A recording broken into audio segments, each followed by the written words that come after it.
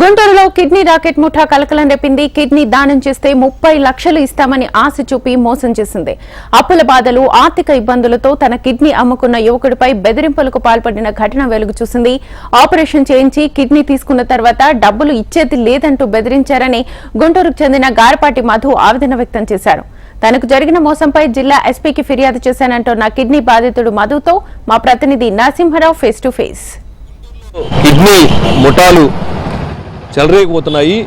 తాజాగా మనం చూస్తే ఇక్కడ ఓ వ్యక్తి దగ్గర కిడ్నీ తీసుకొని డబ్బులు ఇస్తామని చెప్పేసి మోసం చేసి ఇప్పుడు అనేక రకాల కూడా అతను ఇబ్బందులు గురి చేస్తున్నారు. దీంతో అతను గుంటూరు అర్బన్ ఎస్పీని కూడా కలవటం జరిగింది. అసలు ఏం జరిగింది, ఏం ఒప్పందం చేసుకున్నారు, ఎందుకు కిడ్నీ ఇవ్వాల్సి వచ్చింది, దీనిపై మనతో మాట్లాడడానికి గారపాటి మధుబాబు బాధితుడు ఉన్నాడు. ఆయనతోనే మనం తెలుసుకుందాం ఒకసారి ఆయన మాటలోనే. సార్ చెప్పండి మధుబాబు గారు, ఏంటి అసలు ఏం జరిగింది? నాకు కొంచెం ఫైనాన్షియల్ ప్రాబ్లమ్స్ ఉన్నాయి సార్. కొంచెం బాగా అప్పులు అవటం వల్ల కోవిడ్ టైంలో ఒక 5 ఇయర్స్ నుంచి బాగా స్ట్రగుల్ అవుతున్నాను. ఇంకా నాకు ఏమి చేసి కట్టడానికి కూడా ఏం లేదు. నాకు పేరెంట్స్ చిన్నప్పుడే చనిపోయారు. తప్పని పరిస్థితుల్లో నేను ఆటో తోలుకొని ఉంటున్నాను. ఆటో తోలుకొని జీవనం కొనసాగిస్తున్నారా? ఈ కొంచెం లోన్ యాప్స్లో కూడా తీసుకొని కొంతమందికి బై హ్యాండ్ క్యాష్ ఇవ్వడం, వాళ్ళు కూడా నన్ను మోసం చేయడం జరిగింది.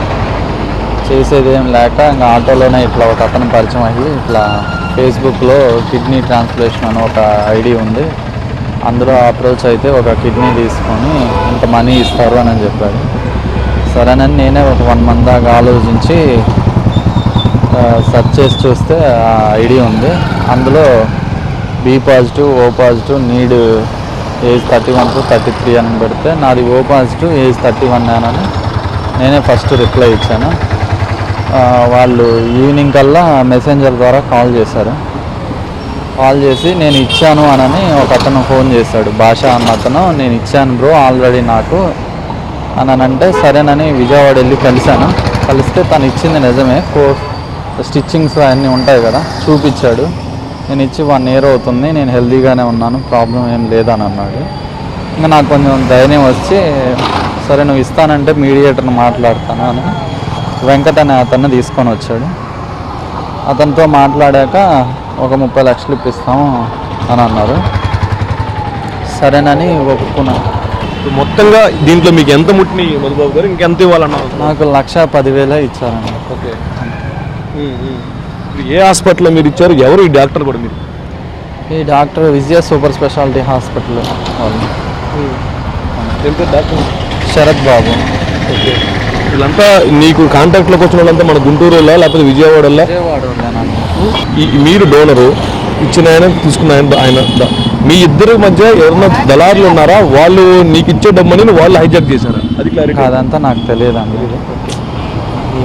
నేను అంటే వాళ్ళు తీసుకున్న వీడియోస్ అన్నీ స్వచ్ఛందంగా నేనే ఫ్యామిలీ ఫ్రెండ్ డొనేట్ చేస్తున్నట్టు అన్ని వీడియోలు, అన్ని సర్టిఫికేట్స్ ఇష్టపూర్తిగా ఇస్తున్నట్టు అన్నీ క్రియేట్ చేశారు. ఒకసారి అది చూపించండి.